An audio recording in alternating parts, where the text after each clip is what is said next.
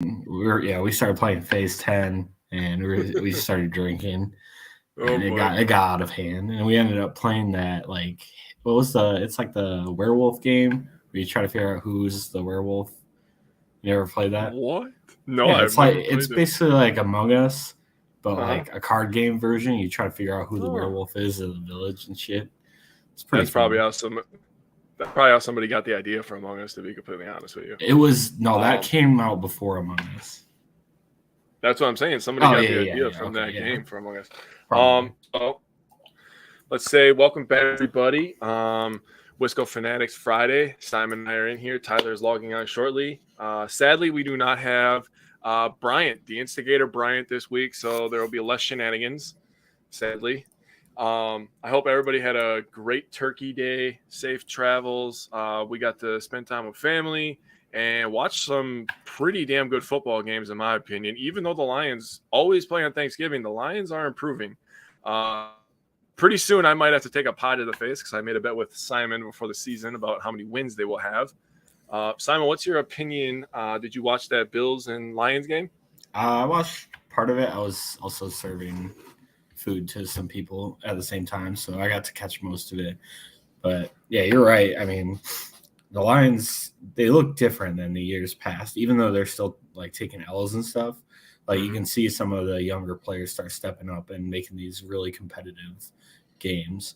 And I don't know. Yeah, everyone thinks Buffalo Bills are a Super Bowl contender and stuff. But I mean, the Lions gave them all they had. It was a close game. I will say though, the Bills are starting to get a ton of injuries stacking up on defense. They're stacking up hard.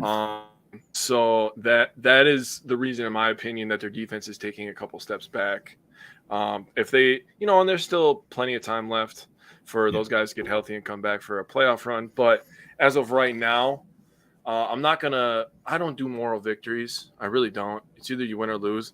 Now, on our show, we do positive takeaways. That's not a moral victory for me. That's just, if we're losing, I got to have something to look forward to, right? Right. But if we lose, I'm mad because we always cheer to win the game, right? True. I saw a lot of Lions fans like, oh my God, we're going to be so good next year. You can't guarantee that, with injuries and everything. The league changes every single year. Players moving around. I mean, your schedule could be different. You could run into a hot team. Players get better. Players get worse.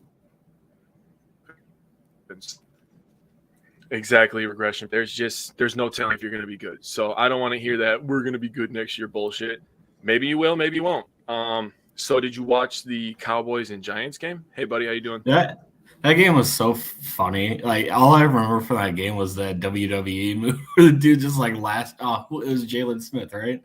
Where he just like jumped on top of the pile for no reason. It was so stupid. That was funny as hell. Dude, he's trying to give the dude the people's elbow. What about former Badger Jake Ferguson jumping over? Dude? Bro, that play was sick. I was like, oh, just go to the locker room, my man. Like, I'd be like faking an injury. The Badgers don't produce athletes. Never forget. Yep. The Badgers don't produce athletes. Who said that? I thought that game was awesome. Dude, it's just a narrative for how long. Yeah. It's been a narrative for how long. So Simon said he did not watch the Vikings and Patriots game because he was busy. Tyler, did you end up catching some of that game? No. Oh, man. Nope. Well, first of all, the Vikings defense is not that good. Do you guys remember the old Indianapolis Colts defenses back in the day with Dwight Freeney and Robert Mathis, where when they played with a lead, they had those two edge rushers, and you knew those son of bitches were coming, right? That's exactly what this defense reminds me of. They're good, but behind, they're a little sharp and soft, in my opinion. And that was definitely a touchdown to Hunter Henry. I don't care what nobody says. Yeah, that was definitely a touchdown. I don't understand touchdown. The rule, to be honest with Either you. do I. Like, the rule itself makes no sense. If he puts the ball over the goal line, that should automatically mean a touchdown, regardless of play dead. Yeah, exactly. Mm-hmm. I said the same thing. Because like goal line running backs, right? The running back jumps over, boom, play dead, right? Or then if you slap the ball out, it's not a fumble.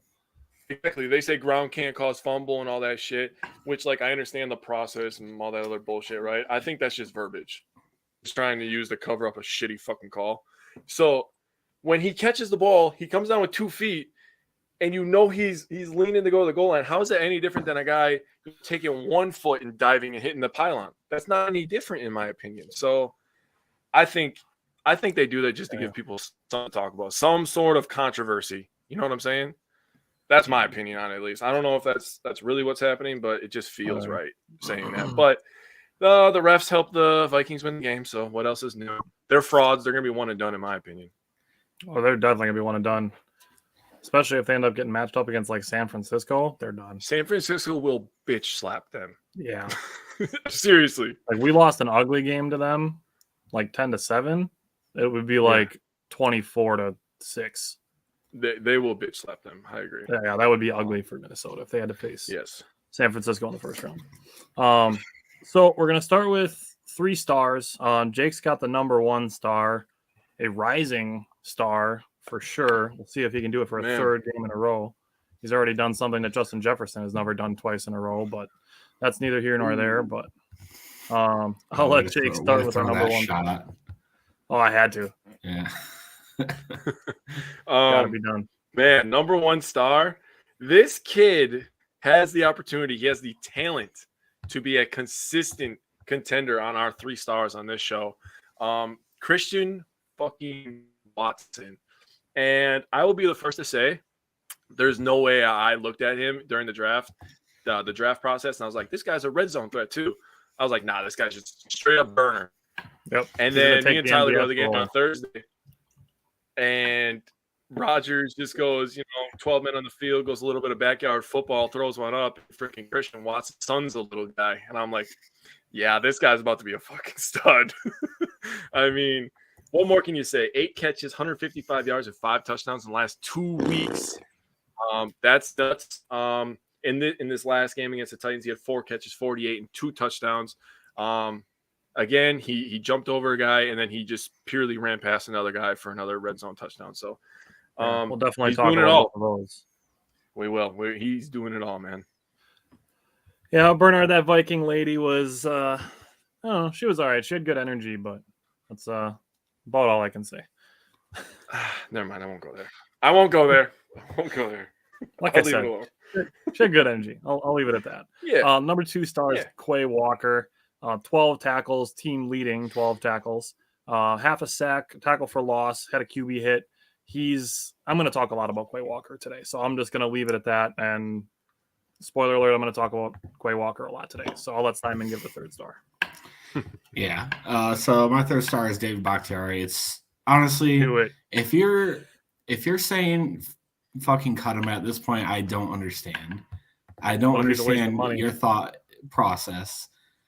At where, like, it's just watch him play. Like, he's a wall, man, and he's been a wall. And he was so good this week, and he was our highest graded offensive lineman this week, or offensive player, excuse me, this week.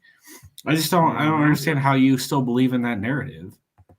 Like, because people can't admit that they're wrong, Simon. I know. You can't take a thing from week 1, 2, and 3 and be like, Bach's a waste of money. And then be like, all right, it's week 11. I was wrong about him. Nope. Got to hold on to that week 1 through 3 narrative that you were pushing, that he's a waste of money and he's injury prone and he's never going to play and he's never going to keep playing if he gets back. Like, yeah. And so I think, I don't know, like, he's played 432 snaps this year. He's been back for 8 games, and they came up with a plan to try to implement him slowly into the offense. And now he's just playing 100% of snaps for us every week, and at a very, very high level. He's one of the top 10 graded tackles in the league, and he hasn't a lot of sack this year. I think he's allowed 1 hit, if I remember right from my last game notes. Like, what more do you want from the guy? And I think you want him to go back and penalties. He's only got 2 penalties. It might be 3. I think I saw 3. He had like 3 penalties and like 370 snaps or something like that before the Titans game. It was something like that. He has 4 penalties this year. Okay. Did he have one against? So still, I think he had 1. Yeah. So I think it was something like 3 for 370 going into last week. Okay. But either way, like at this point, just it's an uneducated take. There's too much information out there for you to still have that take. You're just following a narrative that was built 4 months ago. Right. And without honestly, ever giving him a chance. Yeah, when it comes to stuff like that, like I would respect you more if you said I was wrong about him early in the season, that he wouldn't be as good as he was when he was injured, than I do for you to continue saying that he's a waste of money or that he's not performing or we need to cut him while he's playing well. Like that's just like you're just dumb at that point. Like there's literally like you said, there's evidence in front of you that shows you like he's not giving up sacks. He's like you said, he's the highest graded player last week. And when it comes down to it, after players are in the playoffs and stuff, he might end up being a Pro Bowler. I think I made that. I think I made that like week 4 or week 3. I can't remember. He had a really, really good game. And one of my bold predictions was that he'd make the Pro Bowl this year. Not all pro because I feel like he missed a little too much time. I don't think he's going to be all pro because he missed like 3.5 games. But I think I think he could make a Pro Bowl this year. If he goes to the end of the season playing at this high level, there's a very good shot for him to make the Pro Bowl this year. So if you're making that narrative, like I don't really get it, to be honest. So like, Bernard asked one question and then made one comment that I agree with. First, he said, I hate when guys say Rodgers needs to take risks like Favre did. Bernard, that lady, that was the Vikings lady on Wednesday when she said that Kirk Cousins is taking more chances and that's why he has more interceptions. And I asked, well, then wouldn't he have more touchdowns too? And she just had no answer for that because I said that Rodgers has more touchdowns and fewer interceptions. Well, Kirk Cousins is taking more chances. You'd think it would result in more touchdowns if it's resulting in more interceptions. So I also think that's just bullshit too. Have you watched Rodgers this year? He's taken some chances. Not a super ton amount, but I've seen him go deep on like third downs and stuff. Right. Yeah. But he's so the other question, right. The other question that Bernard asked is, do you think we should bench Rodgers? And the answer is no. Unless he requires surgery, which doesn't seem to be the case because he wouldn't have been playing for the last 5 weeks if it did. Basically, this is my thing, and I'm going to stick with it, and I'm going to talk more about this in our preview a little bit, but whoever is going to be your starting quarterback in 2023, that's who needs to play the rest of the season. I don't care what the record is. I don't care where the standings are. Agreed. Whoever's quarterbacking in 2023 needs to be the starter for the rest of the season. Let me answer this third one real quick because I have the perfect answer. He asked, or he stated, I hate when guys say Rodgers needs to take risks like Favre did. And I'm just going to simply say this. As a kid that grew up in the technology era, I am so fucking done with comparisons. I'm so done with them, dude. It is so hard to compare a guy from the 90s and 2000s to a guy in the 2010s and the 2020s.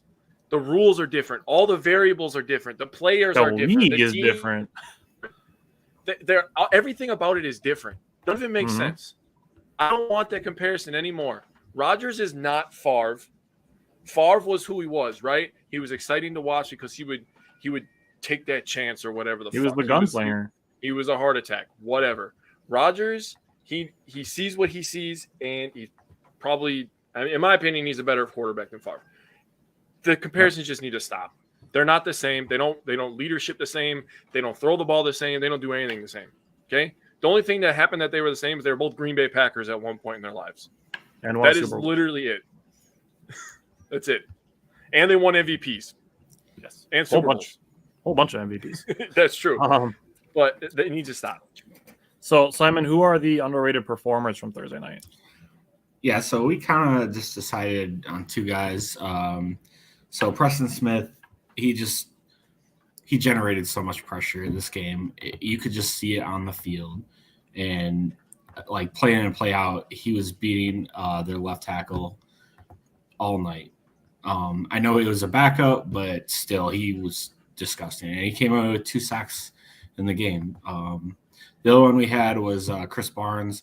Barnes also had a very good game. He ended up with 1 sack. He had 10 total tackles. And he had this nasty hit on Tannehill's not a small quarterback either. He's like, 6'5", probably 220, 230. And he was coming like a freight train to get that first down in the fourth quarter.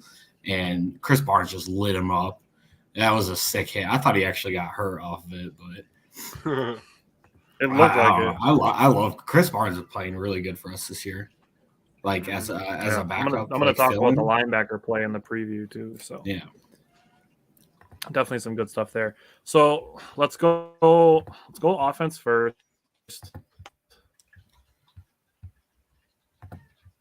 Go offense first. All right, so what 2 plays to you from the offense? So I kind of cheated a little bit, but it was just the whole narrative with Rodgers, thumb and stuff, and how much it's really affecting him. I think this game just sort of highlighted it, and it seemed like there was a lot more questions about it this week. And there was just too many throws where he was just off on some guys. So I counted like 5 wide open throws that he just missed, and it was slightly different. So missed a easy throw to Tonyan on the first drive on kind of an out route. A little bit behind Lazard in a third. It seemed like Lazard dropped it. It was a catchable ball, but when he was moving one way and the ball comes behind you, it makes it a little bit harder to catch. He also missed Tonyan on a third down in the fourth quarter, and then he tried to fit a ball. I don't know if he was passing it behind, I think, Cobb in the fourth quarter, but he almost threw an interception. It just went between like 3 guys. And then Watkins was open on third down in the fourth quarter, like wide open over the middle, and he just missed it. And then he threw one way too high for Lazard wide open. So it just seemed like he was a little off on the night on plays that could have changed how the game went. A lot of like third downs and stuff, he'd miss a throw. When it comes to like, you're bringing up a lot of stuff, and then like Jake and I were there in person, and now this didn't occur to me until right now, but with his thumb, like I wonder if the cold had something to do with his throws being off, because it was cold. So like I wonder if that is a factor. Obviously, and you don't want to use it as an excuse, like the Titans won the game, but if that's something that's affecting him. But just a thought. Even Rodgers was like, I don't. It's not an excuse, right, for his play. Like he's not using it as an excuse. I think people are trying to paint that picture around him, and it's just, I don't know. Sometimes I think people just purposely don't try to look at things. They just make shit. Well, I like the way that Jake said it when he talked about Rodgers playing through an injury. Speaking of comparisons, sorry, Jake, but you made a good one. Is he frozen? I think he's frozen. He looks frozen. Oh, there we go. Back? Kind of. But yeah, so I mean, I don't know. To me, if he wants to play through the injury, he thinks he can play through the injury, and the doctors clear him, I don't see what people's problem is with it. So the comparison that Jake made was he compared it to Brett Favre, about how people were always praising Brett Favre for playing through injuries and being the Iron Man and never missing games. And now the narrative is that Rodgers is costing the Packers games by trying to play through an injury. It's a narrative that it's just like, hey, just admit that you don't like Rodgers if you think that Favre is good for this, but Rodgers is bad for it. Like at that point, it's pretty much just a personal bias that's showing very blatantly. Yeah, I don't know if there's anything else you wanted to say on that specifically. I did, but I lost the train. I lost my train of thought. Oh, Rodgers has also played through worse injuries than that. Yeah. Like way worse ones. Yeah. So I don't really understand. I don't know. Like I can think of at least 3 off the top of my head. So can I. I'll say when he came back from the broken collarbone. Yep. Playing through the calf injury. That pretty much that whole fucking season. Right. And the knee injury from the Bears game in, what was that, 2017, 18? Yeah. 18. That was 18. Jake, what 2 plays stood out to you for the offense from this game? All right. So my first one, I already described. It was the touchdown to Christian Watson, the first touchdown that he had. Yeah, that play was tremendous. Rodgers, first of all, always been the master of late substitutions by the defense and catching. And Watson was not far across the line of scrimmage. People were like, he was 2 yards past the line of scrimmage. No, he wasn't. Right. I rewatched it again this morning. He wasn't. Yeah, I watched it too. He gets them, with 12 men on the field, getting a free play. Rodgers extends the play, moving to his left, and just throws one up to his 6'5" athletic young guy with great legs, and he goes up and snatches one right over the top of the Tennessee DB. I didn't want to name the Tennessee DB because we're not in the business of dogging people like that. Now, if this was Chicago, I would definitely name him. I'll say that right now. But I respect the Titans. Definitely Jalen Johnson and Eddie Jackson. If it was Eddie Jackson, I'd be trashing Eddie Jackson right now. But the coolest part about that is it was literally right in front of us. Like, I felt like I could have caught that myself. It was like right in front of us. I was like, that was fucking awesome. It was on a third down, so that play was absolutely massive. And of course, right after that, we get an extra point block. So it's kind of like, yeah, fuck us, right? Par for the course. Yeah, right. It was a bad snap. O'Donnell was lucky to get it held and even have a chance to kick it, honestly. God, we just can never figure everything out at the same time. It's so goddamn annoying. Dude, wait till we get into the preview and I'm talking about momentum. Oh, yeah. I was there. Yeah, I know. All right, what's your second one? My next one, I picked the drive after the interception. Because this, to me, and again, I'm not trying to be a Debbie Downer, and we spin things on a positive note. When I watched this run 3 plays, technically 4 plays, for -2 yards, I was like, we're done. I literally felt that in my heart. I was like, we're done. First play was a run for Jones, 7 yards, but Nyman got called for holding. Now we're at first and 20. Rodgers starts to throw a pass to Lazard, incomplete. Next play, 2nd and 20. Rodgers pass to Randall Cobb, 8 yards. Okay, 3rd and 12 is a lot better than 3rd and 20. Now, as Simon mentioned before, we're 3rd and 12, and this is where Sammy Watkins was wide fucking open. And we did not complete the pass. And I'm telling you, I felt my heart go into my stomach, and I was like, damn, man, this has been our season. That's honestly what it felt like to me. It's like, this is our season. We're getting guys wide open. We're not executing. Is there a way to improve being clutch? Like, if we're looking for ways to improve, is there a way to improve being clutch? So the totality, what I came to when thinking about everything that's happened during this season, is it Rodgers' fault? Is it LaFleur's fault? Is it Barry's fault? Is it the player's fault? Is it this guy, right? There's a million people. Yes, it's everybody. I just feel like the execution on all ends of everything, the coaches, the players, everything, is just not there. And that's the conclusion I came to. Yeah, like I said, I'm gonna go into the momentum, and it's really unfortunate, but it doesn't happen all at the same time. Yep. Ever. Simon, what other play stood out to you from the offense? So they ran this a couple times through the night where they had Jones and Dillon right on both sides of Aaron Rodgers, and they kind of run like this fake option play where Rodgers will pull the ball from Dillon, so they'll like run a draw with Dillon. Rodgers will pull the ball, leave the defensive end kind of wide open, and then make him make a choice. And then DeGuara is also coming along like the backside, and then he just gets out in front of Aaron Jones and makes a clutch block. And that's the type of creativity that you like seeing in an offense. And those have been my offensive standout plays like the last 2 weeks. I love that shit. I love it. And they've had really good success on like pitch plays too. I haven't seen it go for less than 7 yards.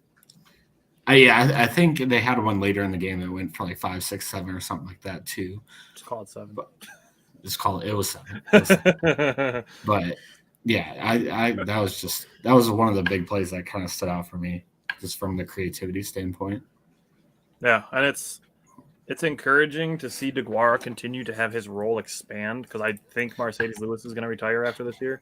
So it'd be really cool to see Josiah DeGuara step into the Marcedes Lewis role and be that guy that, like, when you want to put a blocker somewhere and set it and forget it and not have to pay attention to it, if DeGuara can be that guy, that might be a third-round pick that actually works out for the Packers. I think it'll be really interesting because I don't think he's going to be able to be used in the same sort of role that Marcedes Lewis is, where you can just stick him on the end, because he does have like that halfback kind of motion blocking role rather than like just stick him on the line. He's like a weird offensive star player, like tight end, fullback.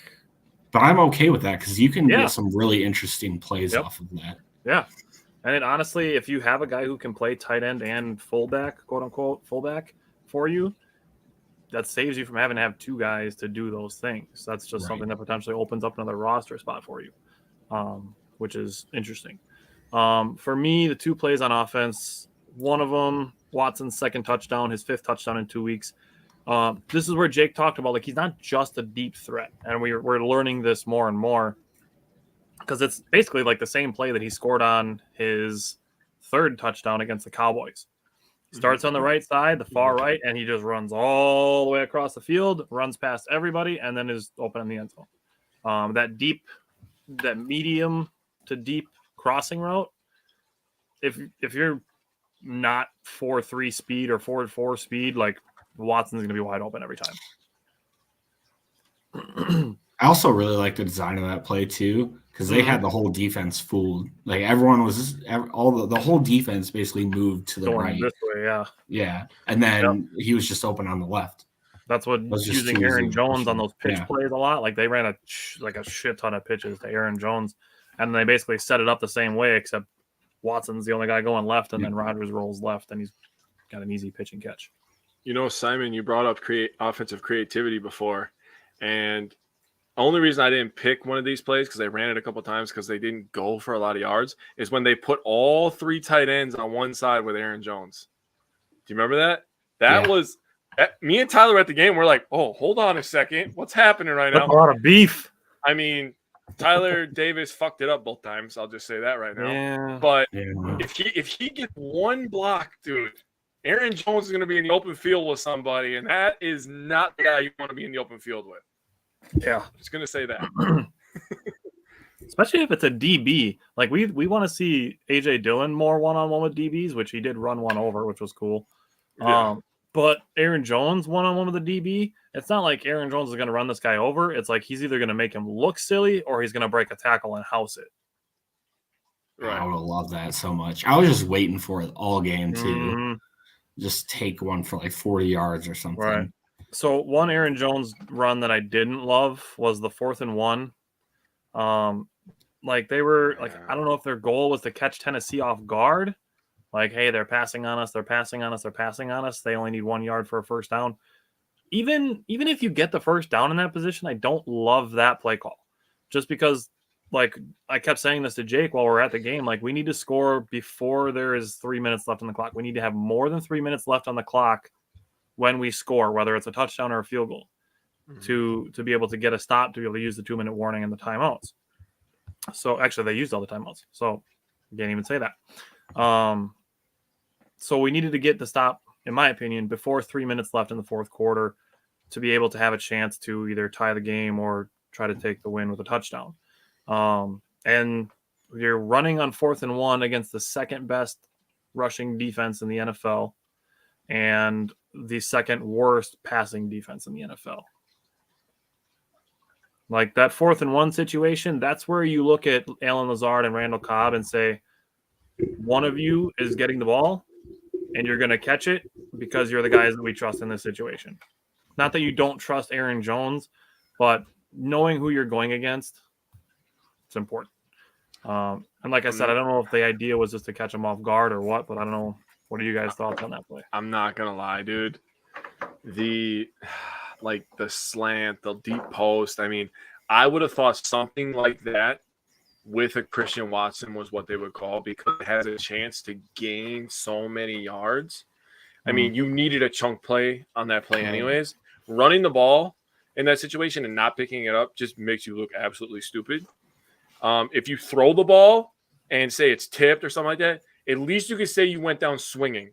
You know what I'm saying? At least you have that you narrative. Get the chance of a penalty too. There's so many more variables in throwing the ball. You can get it picked off, blah blah blah, strip sack, whatever. There's negatives to everything too. Flip the field. Even if you throw an interception on 4th and 1. Yeah. Say you take a deep shot, like you said. So say you take a deep shot to Watson. They were at like the 45-yard line. Say you take a deep shot to Watson at the 10-yard line. Say it gets picked, and Watson makes a tackle at the 15. That's still at the 15-yard line. That's still 30 yards of a difference. Yeah. I don't know. I would have definitely taken a deep shot to him, or like you said, I would have tried. I really thought we were going to see a lot of Randall Cobb. I thought Cobb was going to have like 10 catches going into this game. I was like, dude, there's no way they're going to let Watson beat him deep, and Cobb is going to eat the slot corner, which he did not. He did twice. He had a couple plays, but I thought he was going to get a lot of looks, man. Yeah. All right, let's go to the other side of the ball. It's similar. Like there's some good, some bad. Simon, what 2 plays stood out to you on the defensive side of the ball? Just like that first drive just irked me from the defensive standpoint. You get them in a 3rd and long for a 3 and out, and then I don't know if this was kind of a miscommunication on what Savage was supposed to do or what, but they left Burks one-on-one with Nixon, and it seemed like Savage just came down in the box for almost no reason. I don't know if that was the plan or not, but he just got burned for 43 yards. And I'm not sure if Savage was supposed to stay back and help, but I don't really understand why he kind of came up in the box like that. Maybe you guys have a different perspective or something, but I actually had that play as well. So I will. Did you? Yeah, I did. I picked that play as well. I didn't communicate that very well because it's okay. I was like, I'm going to be honest. The communication. They took the play from that drive. Okay. The communication this week was not high. Thanksgiving week and my stepson's birthday week is very busy in my life. So that was probably my fault. But on that play, I saw Burks lining up outside, and I was like, oh shit, because coming into the draft, we all did our draft scouting, and we knew Burks was a deep threat at Arkansas. So we're like, okay, this guy is a deep threat. He's a big physical guy. He got compared to AJ Brown. AJ Brown, we're gonna see this week, and I have some stuff to say about him, by the way. A little overrated in my opinion. The whole Philadelphia offense is a little overrated in my opinion. I'll just say that. They create a lot of turnovers on defense. Now I'm getting too far into it. Anyways, Burks was lined up one-on-one, and like you said, I saw Savage. I saw him leave that assignment and leave Nixon on an island, and I did not think that it was appropriate. When I was rewatching that play, I was like, I don't like that. But when you look at it, it was 1st and 10, and it was 2nd and 10. Henry went for 3, so it's 3rd and 7. So you have them in 3rd and long, right? So you have them in down and distance. They have to throw the ball. I still don't understand why the hell we line our corners up and our DBs up and the gap. We talk about gap responsibility in the run game. We got to have zone responsibility in our DBs because there's way too many fucking people running wide open. And this play was just example number 1 of probably 5 or 6 in this game where it happened. And it's fucking sad. The Titans had 8 plays of over 10 yards in this game. That's not okay. For a team with that didn't have a 300-yard wide receiver coming into this game, and Burks ended up with 100, that's bad, dude. And that comes down to coaching, in my opinion. All right, Simon, go ahead. And the other play I had was that 4th down tackle to stop Henry down on the 5-yard line. That was the longest drive I've ever seen in my entire life. It was like 11-minute drive almost. What was it? 10:06. Yep. So for the defense to hold them to 0 points on that drive, because everyone knows Henry's just a monster. Preston Smith and Quay Walker blew up the offensive line and stopped him for like a 1-yard loss. So it was really good to see them stop for 0 points. Obviously, it would be great if they didn't run 10 minutes off the fucking clock, but for them to come away with 0 points on that long of a drive, I forget, there was some weird statistic with it. It was like the longest drive that ended with 0 points since like ever, or 06 or some crap. I can't remember the exact stat. That's a long drive with no points. That's retarded. All right, for me, 2 plays on defense. It's something that I've been watching, and I'm going to continue watching. Is Quay Walker's open field tackling? He's improving every single week on it. Since the Lions game was when I first brought it up that if he's making those open field tackles, that he's going to separate himself as a linebacker, and he's doing that. So that's really encouraging for me. He's becoming one of my favorite things to watch during Packer games every week, is watching Quay Walker continue to get better. The other one was Tennessee's first drive in the second quarter. That's that 10-minute drive that Simon was talking about.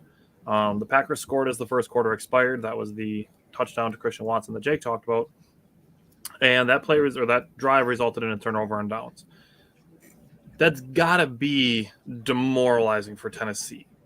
Like, you go 10 minutes and you're just like, yeah, we're just humping along, picking up yards, first downs, just chewing clock like crazy, knowing that Aaron Rodgers is on the sideline waiting to get the ball back in his hands, and that it's cold, so you're keeping the opponent offense on the sideline while it's cold as hell out and they're all getting cold, and then you get 0 points. Mm-hmm. Defense needs to get credit for that. So to go that long, be on the field that long, and make a stand, the defense needs credit for that, and then the offense has to pay it off.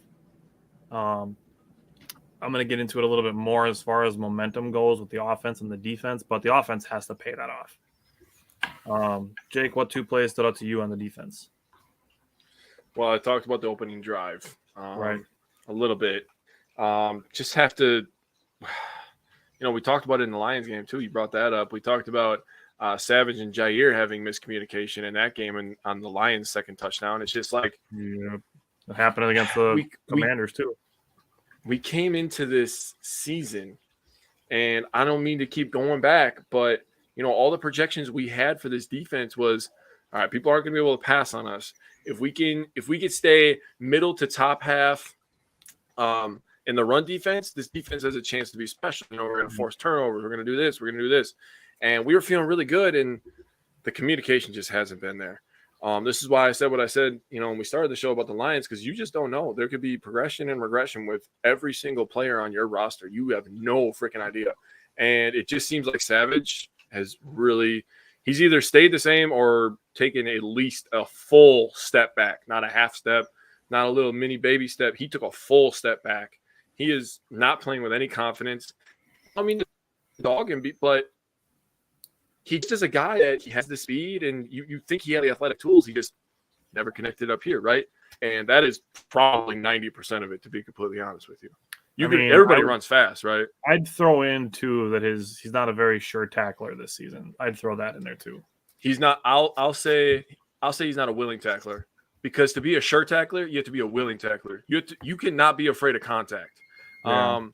That's part of the reason. And people were bringing up that play too of Jair Alexander, kind of just waving his arm at Derrick Henry. I want to see one of you 5'9", 190-pound motherfuckers run in there against 270. Let's see you stick your nose in there. Oh, I would do it if I was making all those millions of dollars.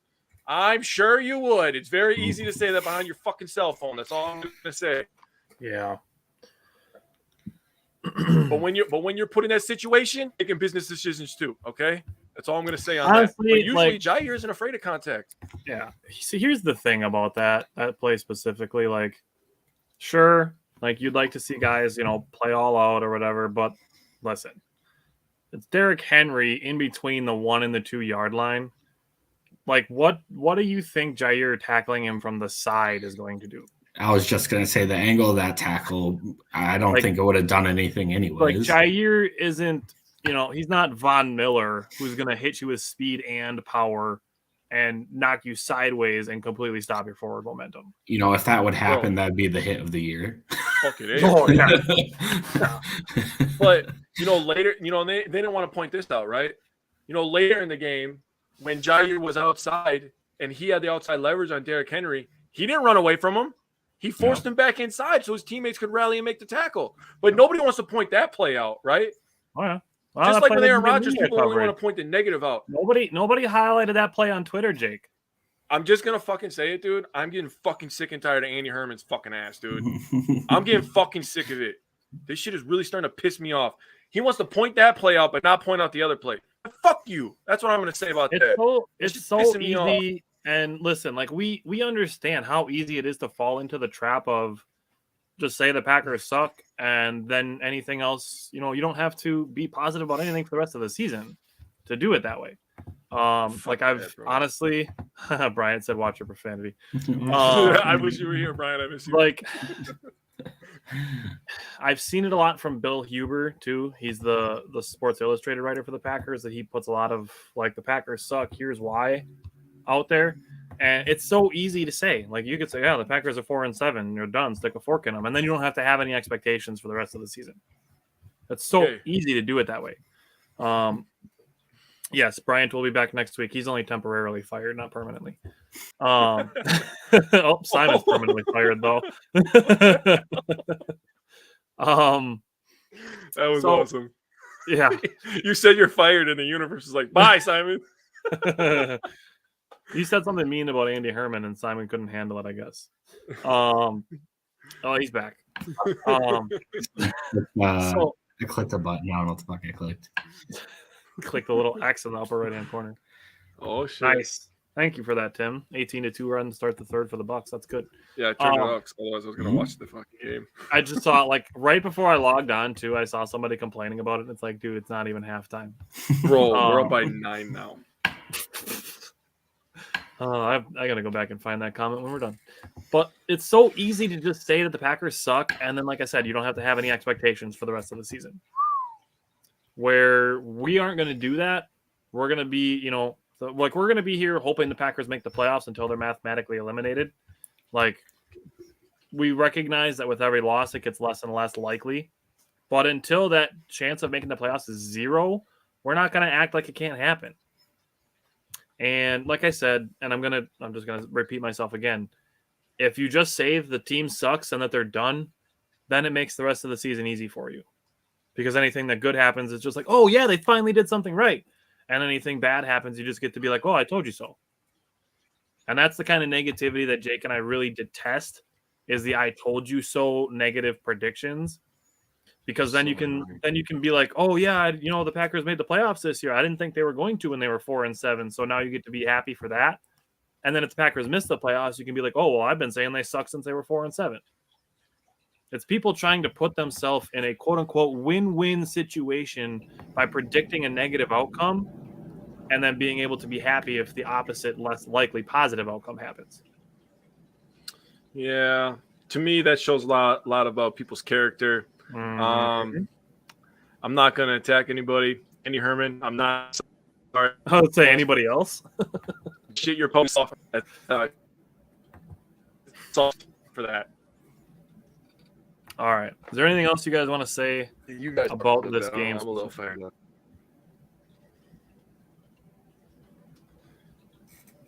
A lot of missed opportunities. That's all I'll say. Yeah. Like I said, I'll talk about that a little bit when we get into the preview. But so switching to the upcoming game, the Packers added Justin Hollins from the Rams. He previously worked with Joe Barry in a couple instances in LA, so he understands the system and he understands Joe Barry. So that's just added depth for the linebackers because Devondre Campbell is on the injury report listed as doubtful. He did practice today, so I think it's within the realm of possibility that we see him next week against the Bears right before the bye. I do think it's also equally possible that they hold him out and then he gets 2 more weeks off and then he comes back after the bye. So we'll keep an eye on that for sure. That'll be next week to keep an eye on that. But everybody else besides Romeo Doubs is practicing and expected to play. There was like an illness going around. It actually happened to the Bucs too, that there was an illness going around. Like Wisconsin actually has like a really high virus rate right now, which is really weird. But the Bucs and the Packers both had a bunch of guys listed on the injury report with illnesses. Randall Cobb, Mason Crosby were on there with illnesses. Rasheed Walker was on there with an illness. Like a bunch of guys were missing practice Wednesday and Thursday with illnesses, but everybody practiced today. And the only 2 that are probably going to be out are Doubs and Campbell. So let's get into the offense. Simon, what are you looking for from the offense against the Eagles? Really, so their defense, like Jake said earlier, is very opportunistic. They have 13 interceptions on the season, and CJ Gardner-Johnson leads the league with 6. But their rush defense has been very they allow 4.6 yards per carry. Mm-hmm. Yep. So there's a lot of opportunities for our run game to take over if we sit in not a negative game script. Yep. And the other thing too is keeping our offense ahead of the chains, right? So we don't want to allow them to get in these third and long situations, because they have some good players. Like Fletcher Cox is a known commodity. Brandon Graham's been around. Josh Sweat, Javon Hargrave, excuse me. They have 33 sacks on the season. So they just added Ndamukong Suh and Robert Quinn to that. Yeah, true. So that's just more depth for them. And Linval Joseph. Anvil, yeah. Oh yeah, I forgot about that too. That was 2 weeks ago. They added him like back-to-back days, wasn't it? That Joseph and Suh were added. It was like back-to-back days last week. Yes, sir. So I'm looking for the offense to run the fucking ball. I would like to see like a Dallas sort of game script where Rodgers throws the ball 20 to 25 times. Sure. With high efficiency. Efficiency, that's the word I was looking for. Thank you. High efficiency, and Jones and Dillon just run crazy. Jake, what are you looking for from the Packers offense against the Eagles defense? Did I take any of yours? I talked a lot. It's okay. It's okay. I can word it a little bit differently. I also was looking at the 4.6 yards per rush, right? Mm-hmm. I had it written down too in case anybody else wants to piggyback on. They give up 122 yards per game. I think Brian's out there saying the same thing. Yeah, right. He's like, I wrote down, which is 18th in the NFL. So in terms of against their pass, right? So they give up 5.8 yards per pass, which is pretty fucking good. They've only given up 10 touchdowns, and they've given up 9 touchdowns. So obviously the way to attack this defense is by running the football, right? Mm-hmm. But I wanted to bring up the quarterbacks that they've played the last 5 weeks. Now, I understand one of them is on ours too. We did lose him, but they lost to him as well. So it's even in that case. They have played Cooper Rush, Kenny Pickett, Davis Mills. Stop me when you hear somebody that's fucking top 10, by the way. Taylor You could have stopped at Cooper Rush. and Matt Ryan. That is the last 5 Cooper Rush. Yeah. That is the last 5 QBs they have faced. Yikes. Obviously, they won all those except Heineke. We also lost to Heineke. Except they lost to Heineke at home. So I'll just throw that in there. Maybe theirs is a little bit worse. But none of those quarterbacks are breaking records. None of those quarterbacks are just going to go crazy and manipulate your defense with their eyes. Those 5 quarterbacks have 1 MVP combined. Yeah. And it was a long time ago. That was literally 10 years ago? Was it a 2014 season? It might or be. 2016? I was close. I thought it was 12. It might be 2014. No, 12 was who the hell was 12? Was that Brady? Was that Peterson? Oh, it was Peterson. I think you're Peterson right. Was 2012. I think you're right about that. God damn, Simon, that boy. Simon, you would be a monster in NFL like Jeopardy or some shit, man. We could do the drunk trivia again someday and we get Simon in on it. I want my revenge. I won that one. Let's go, baby. I'm going to say, I don't think their pass defense will be a little more rated. I think their defense is still middle of the road at best. And I'm going to say, that Simon brought up the 13 interceptions before. They also have 8 fumble recoveries. Oof, so sheesh. The 8 fumble recoveries with the 13 interceptions, this defense forces a lot of turnovers. If the Packers can take care of the goddamn ball and run the ball effectively, they absolutely can win this football game. But that's a big if with this Packers team. Yeah, this offense has been kind of disappointing in that regard this year. Even Aaron Jones had a fumble last game, and we kind of got lucky that we got it back. He got smacked. Yeah, he did. So damn it, Simon was right about MVP too. It was 2016. That feels wrong. No, because that was the year we met them in the NFC Championship game. Yeah, it feels right because Julio was a fucking stud that year. Yeah. That feels right. And that's why you don't stick.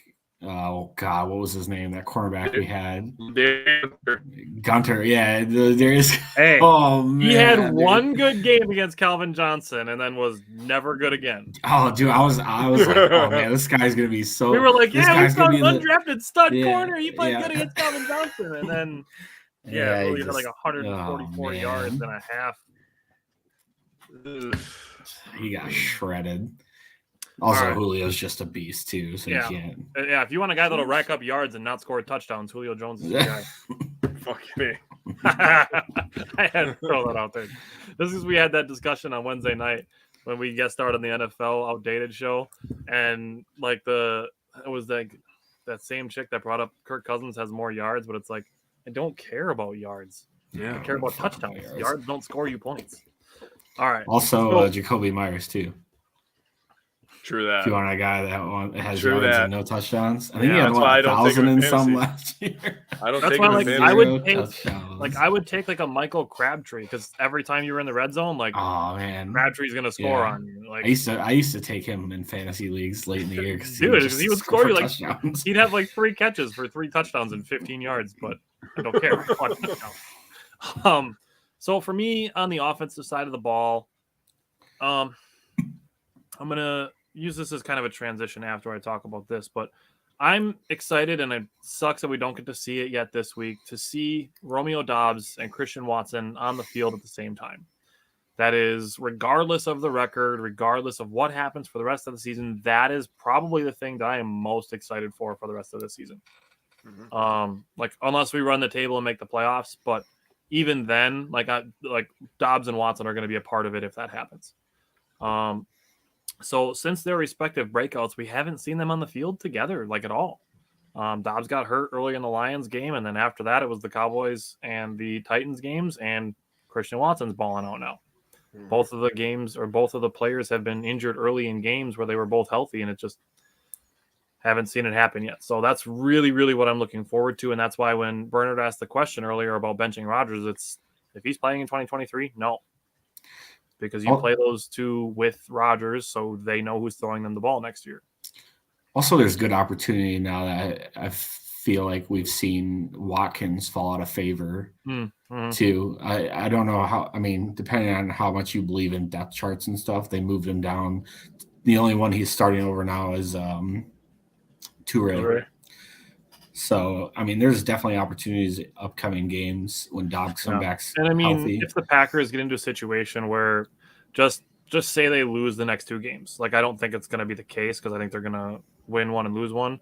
But say they lose the next 2 games and they go into the bye at 4-9. I don't think they come out of the bye saying we need to keep giving Sammy Watkins playing time. True. And I think Samori Toure probably leapfrogs him on the bench. I think there's no way we're bringing him back next year. So it was on a 1-year deal. Yeah, Bernard, that's a good point too. At the end of the day, it's just football. Like we've seen a lot of people like basically people that want to like burn their jerseys and stop watching football. I hate that shit, man. Never be a fan again and calling it loser town instead of title town. I saw it today. It's like that's like Jake said, when it comes to losing and stuff like that and adversity and negativity, like it shows your true character. It really does. Yep. And Jake and I have seen it a lot with Badger fans too. I should say Badger football fans because Badger basketball fans have been pretty supportive actually so far. Mm-hmm. Badger football fans so far. So far it's early. When negativity or adversity happens, like seeing the true nature of some fans, it's been ugly. It's been tough to see. It's been discouraging, honestly. So for me, the matchup that I'm watching with the offense and the defense is I'm watching Christian Watson as a starter. First thing I noticed when the game started on Thursday night was the first 2 receivers onto the field were Allen Lazard and Christian Watson, and the snap counts reflected that. I think Lazard played. I'm trying to remember the snap counts. I think Lazard played 100%, and I think Watson was second at like 84% of snaps. So seeing Christian Watson as a starter, and he's gonna keep getting more attention, especially keep scoring multiple touchdowns. Yeah, true that. You can't ignore a dude who's got 5 touchdowns in 2 weeks and expect to win a football game. So that's the matchup I'm watching. Jake, what matchup are you watching from the offense? I am watching both running backs versus the Eagles front seven. We've talked about it all fucking year. We talked about it the last couple of weeks. Aaron Jones, A.J. Dillon. A.J. Dillon's been getting better the last couple of weeks. Nobody's mentioning that. He's running a little bit harder, catching the ball and stuff. Yeah. I think we're going to have to earn some – we're going to have to stay in third and manageables. We're going to have to pick up some third downs. I think A.J. Dillon is going to be – it's going to be one of my bold predictions here. It's not a Simon Says, just a little bold prediction that I wrote down for myself. A.J. Dillon, 2 rushing touchdowns. Yeah. I'm wondering if it almost gets into a situation where we see like an A.J. Dillon Tennessee Titans game from last year. I would love that. All right, Simon, what matchup are you watching on offense? Yeah, I also have the running backs. It would be nice to see them kind of bounce back. I mean, they didn't have like a super rough week, but they did get stopped at like the line of scrimmage or even behind a couple times. And it looked like there was some almost indecisiveness between both of them, a couple of the runs where they just got kind of caught and they were like stutter stepping. And where they're trying to figure out where to make their cuts. So I'm hoping they kind of just bounce back this week. I would love to see them, like I said, I would love to see a game script where it works out in our favor, where these guys combined get like 35 touches or so. I would love to see a game script work in our favor. Yeah. Oh yeah. True. That's a perfect way to transition into the offensive versus defensive momentum. Mm-hmm. It's sad. Like it's like the potential is there.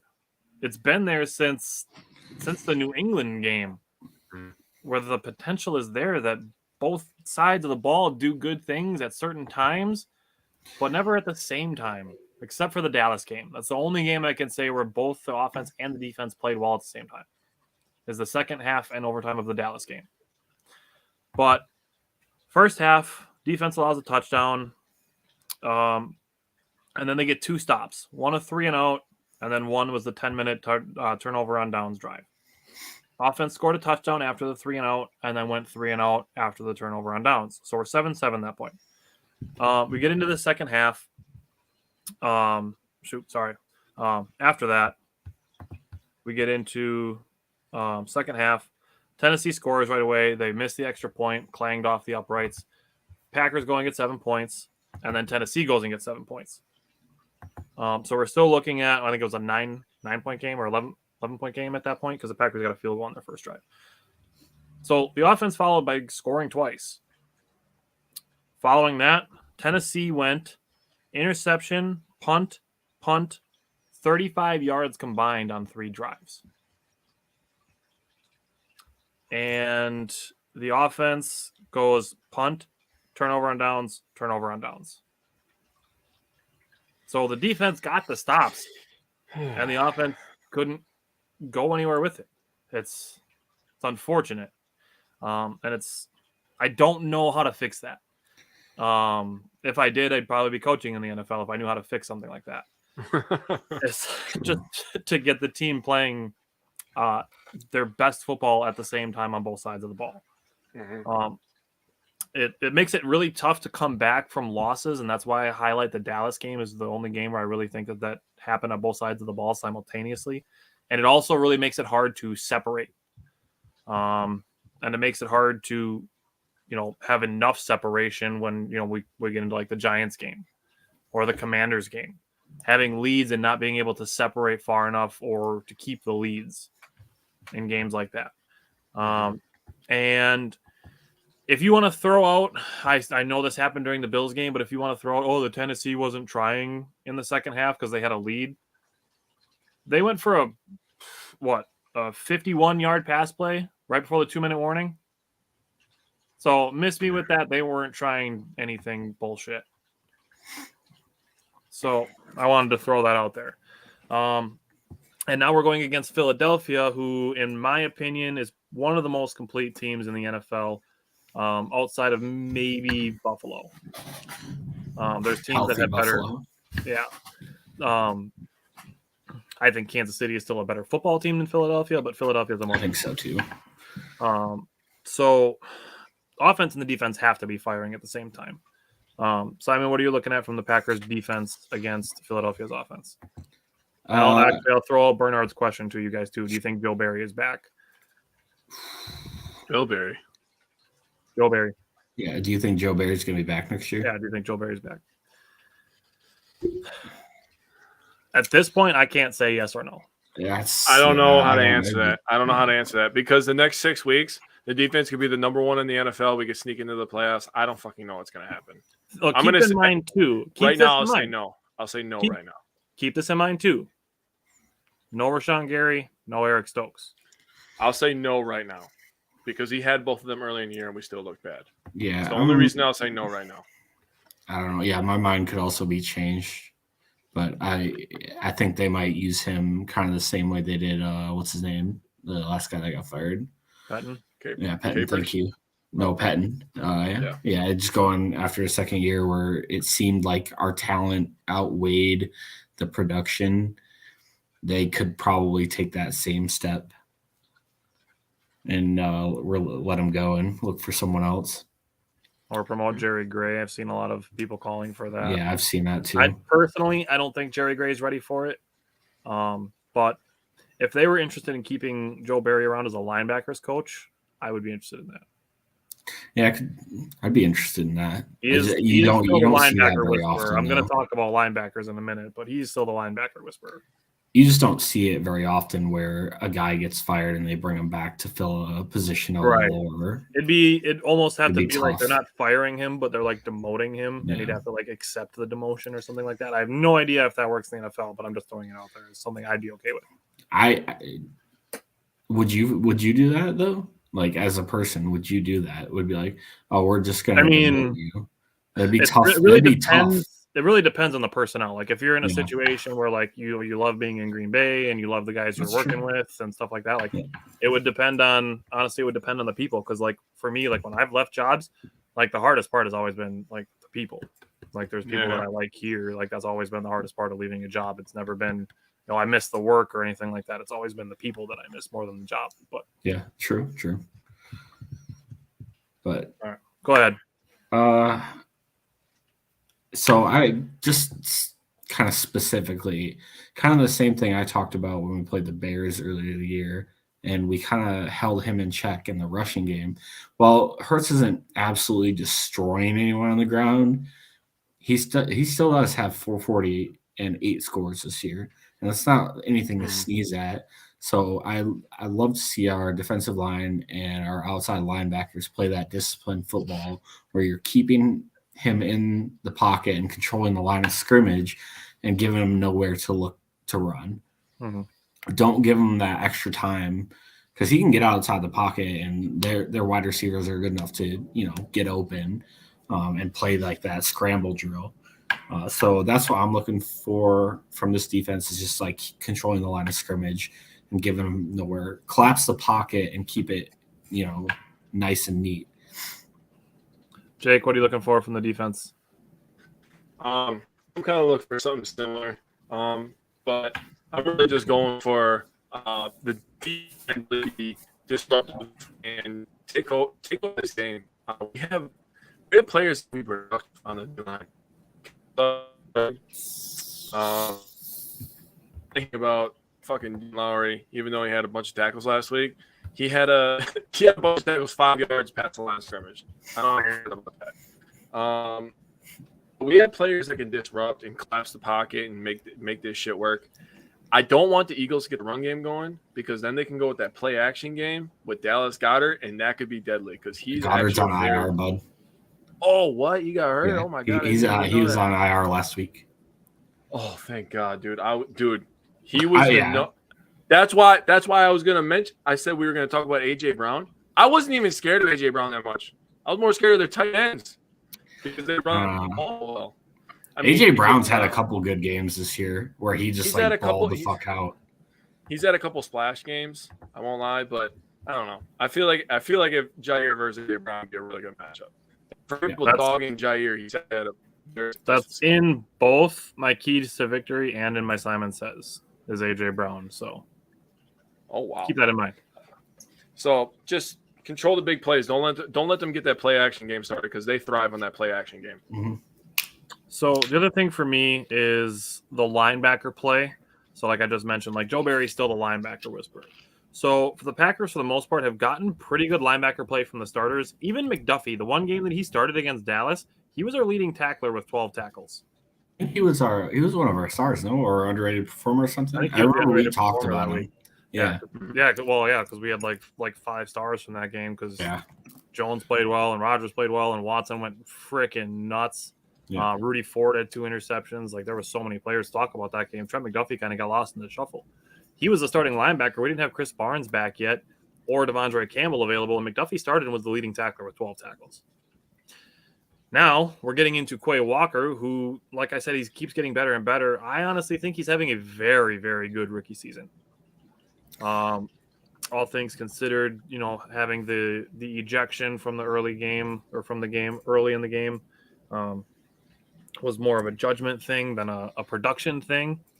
But, Chris Barnes, he played well against Tennessee too.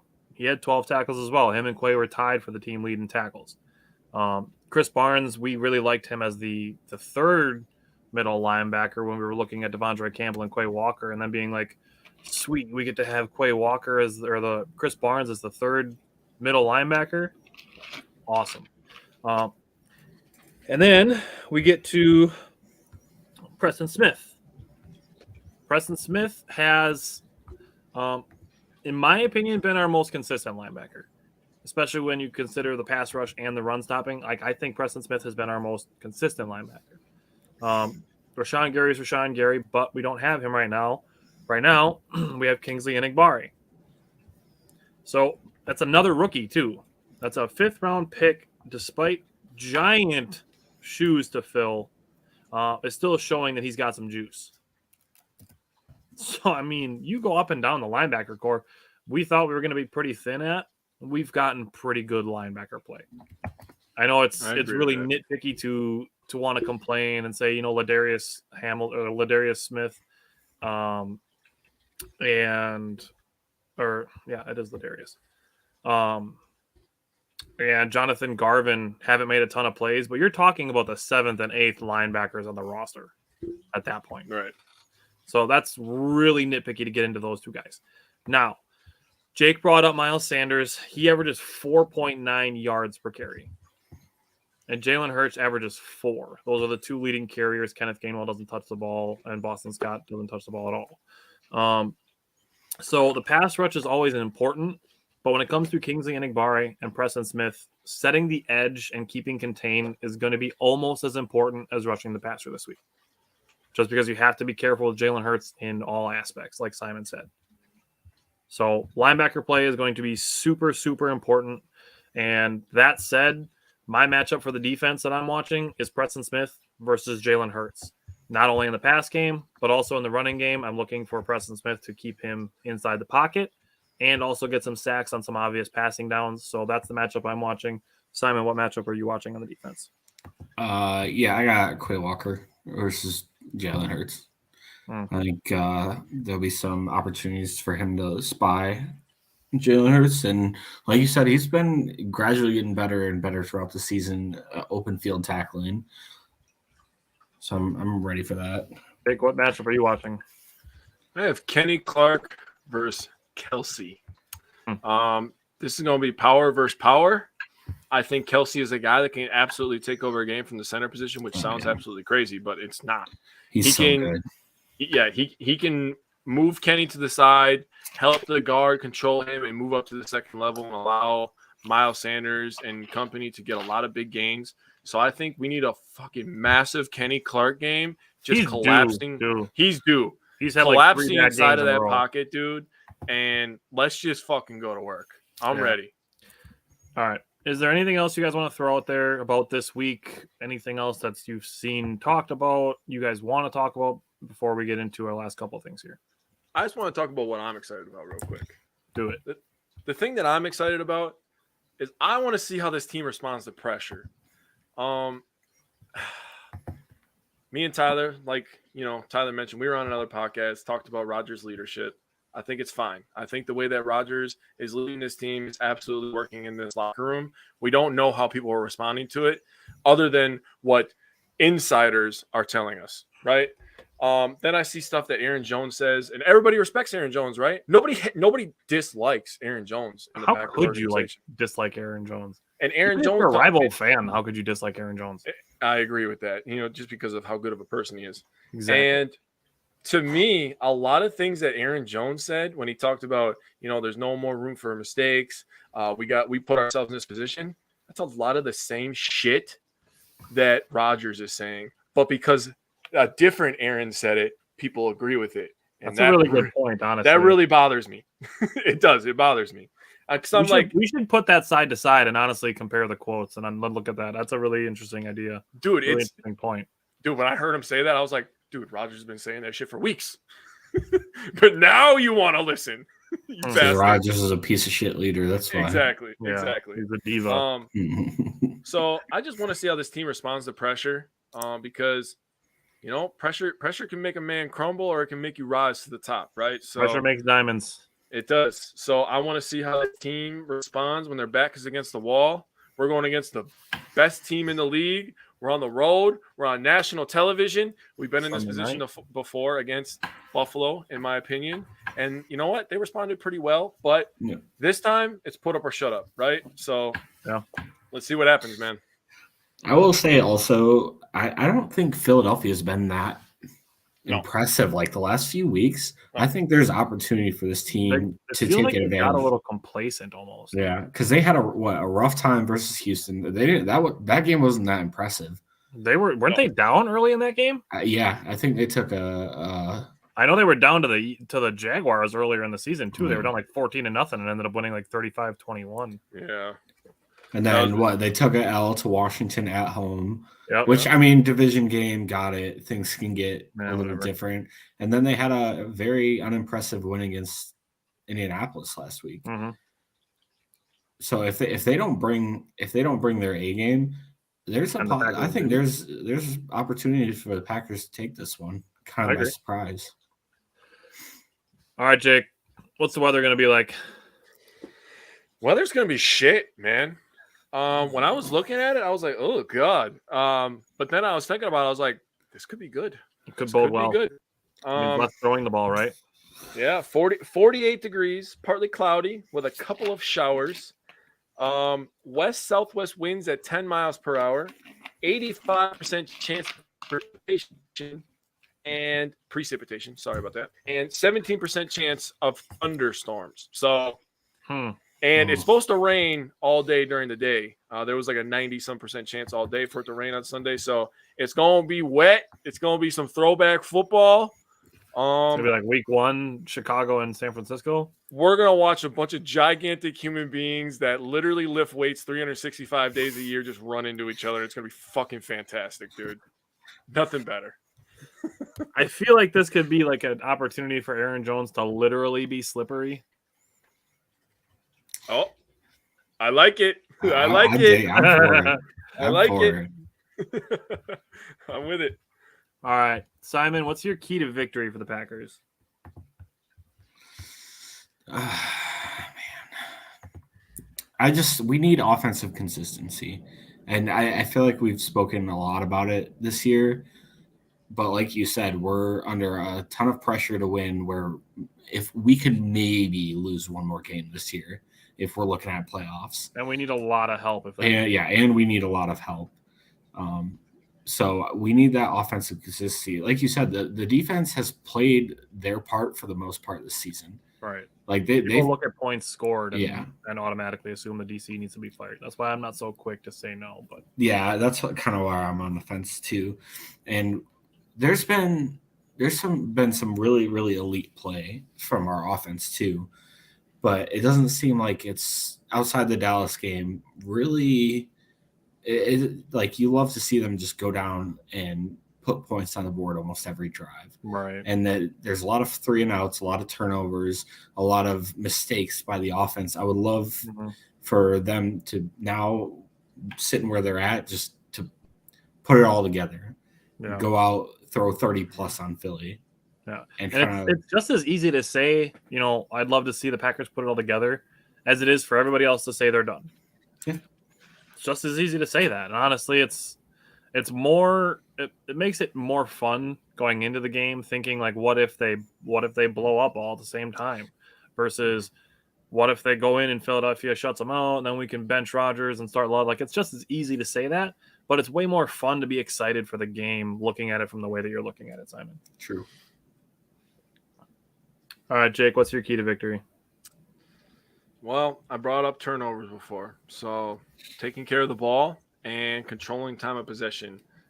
Because the Eagles, they're a run-first offense. Hurts isn't the greatest thrower of the football. He's kind of like a Justin Fields. He's not as fast, and he's a little bit better with the ball. Doesn't have as strong of an arm, but he's a little bit more accurate. But he's that type of quarterback. Right. So they want to possess the ball for long periods of time. He's like great value Lamar Jackson almost. Yeah, and they just want to wear you down over 60 minutes. So if we can control time of possession, put the pressure on them where they have to score a little bit quicker, I think that could change things. Me learning the news of Dalek Goddard out really wants to make me change some of my score predictions. I'll just say that right now. You can do it while we're doing other stuff. You got a little bit of time. I'm going to stick with my guns because I put a lot of thought in these. But take care of the ball, control time of possession. Those are my keys to victory. So mine, I'm glad we all have like really different ones because mine is winning one-on-ones. This goes for essentially everybody on the roster, whether it be the line, D-line, offensive line, Lazard and Watson versus single coverage, should they face it. I know Jake and I were watching the game on Thursday, being on the end zone. We get to see like where guys are lined up, and it's like, oh, he's got single coverage. It's like, obviously, if we see that, like Rodgers obviously sees that. Rodgers knows when guys are in single coverage, and that's why he takes the play clock all the way down to 0, is to identify where everybody is and figure out where people are going on the defense. And then you get to A.J. Brown versus Jair Alexander. Got to win that 1-on-1. Aaron Jones versus Philadelphia linebackers. TJ Edwards, former Wisconsin linebacker, is the Eagles' leading tackler by far. He's like a 32 tackle lead or 33 tackle lead for Philadelphia for their leading tacklers. And then it's gonna be Darnell Savage guarding Devontae Smith. Maybe a little bit of Rasul Douglas, but Devontae Smith is a small, fast guy. That's not exactly Rasul Douglas's specialty. They brag about Savage being a better slot guy and wanting to use him in that way because Savage has that speed. So if Darnell Savage can neutralize Devontae Smith in any way, shape, or form, that obviously bodes well for the Packers. And then it's Quay Walker and Chris Barnes against Jalen Hurts and Miles Sanders. All those one-on-ones, the Packers have to win them. The Packers have to be better than the Eagles. That's really easy to say that. Like, it's just a super generic statement, but going every single level, every single matchup, like you brought up Kenny Clark versus Jason Kelce. That's a great example. If the Eagles win that one-on-one, Miles Sanders is going to have easy 4, 5, 6 yard gains up the middle all day.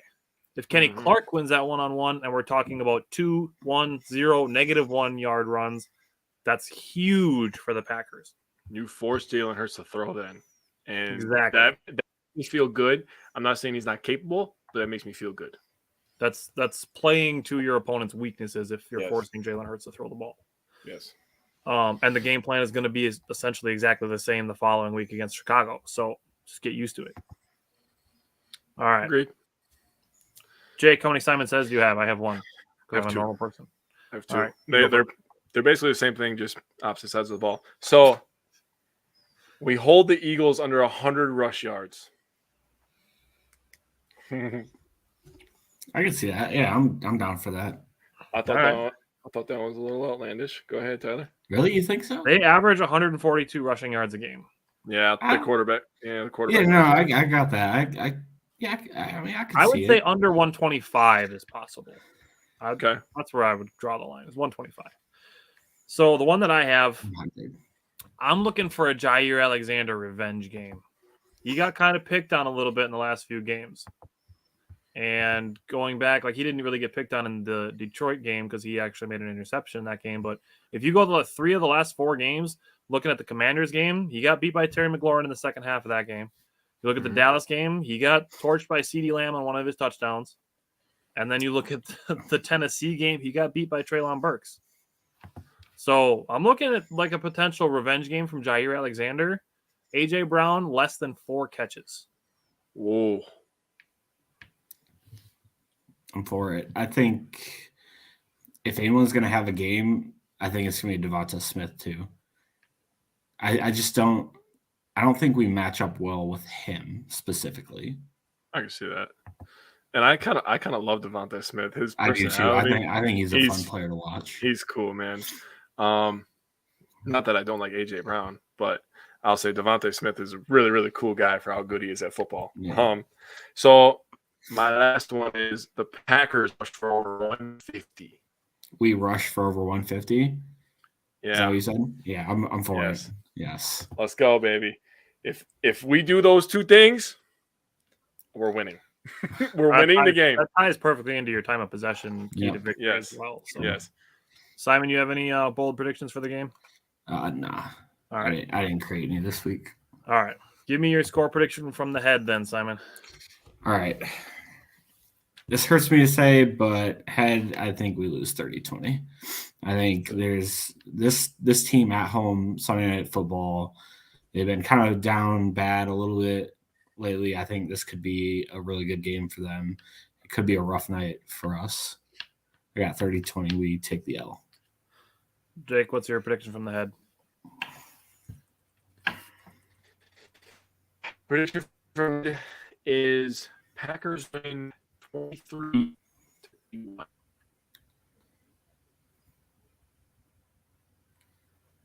Said 23-21? Yes, 23-21. Okay. All right. I'm really teetering on my score for the Packers from my score predictions from the head. I'm really having a trouble picking somewhere between like 16 and 20 points for the Packers, but ultimately I wrote down in my notes 24-16 Philadelphia. What it comes down to is, like I said, I do believe Philadelphia is one of the more complete teams in the NFL. They also come in as the far healthier team, which matters. If Rashawn Gary is playing in this game and Romeo Doubs is playing in this game, I feel way better about it. But missing those two, it hurts. It sucks to use injuries as a reason for picking a loss, but honestly, looking at this game, this was probably in the preseason one that I had circled as a loss originally anyways. But Simon, what's your score prediction from the heart? I got Packers 24-21. I think there is opportunity for us to take a win if they continue on with their subpar of where their expectations are. I think we could win this game by like a field goal or so. That's funny. Jake, what's your score prediction from the heart? I have Packers 28, Eagles 23. I could see that, honestly. Mine, like Simon's, is also a field goal win for the Packers. Is 2017. In my opinion, for the Packers to win this game, they have to win ugly. And you factor in the way that Jake said the weather is going to be, and potentially looking at strengths and weaknesses of both teams.